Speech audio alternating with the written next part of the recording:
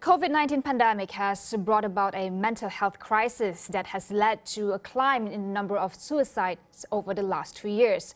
As cases are on the rise, Malaysia remains one of the few countries in the world that continues to treat attempted suicide as a criminal act. Chairman of Befrienders Kuala Lumpur, Justin Victor, says it is more important than ever for the government to decriminalise attempted suicide and focus on the root cause of the issue.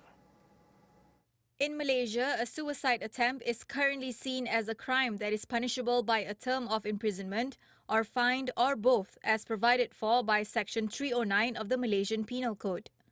Imagine this is someone who is going through mental health problems and there's no good reason to incarcerate, to put them into prison or to even fine them. It's as if you suddenly got asthma and you are arrested. Oh, you shouldn't be having asthma. You should be fined for having asthma and coughing into people's faces. So it's that kind of logic that's working here at the moment for people who are attempting suicide. Doesn't make sense.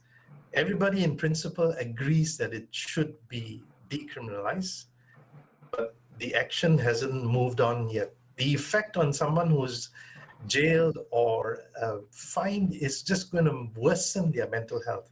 Last year, the few cases that I saw already in the news was unemployed person, somebody who just came out of prison. That kind of people are getting fined, and they get fined 3,000, 5,000. Whatever the amount is too much for an unemployed poor person. Justin adds that often those who have attempted suicide are stigmatized, deterring them from seeking further help.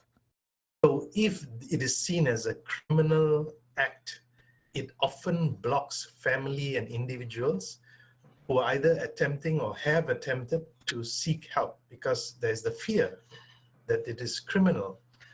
So, and that adds on also to the stigma. That means the way that people see someone who has actually attempted suicide or someone who is thinking about attempting suicide.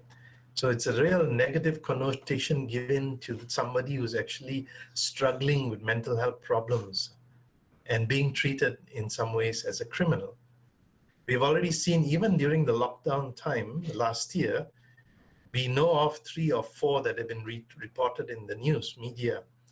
Maybe there are more, and these figures we don't really have of how many people actually attempted suicide.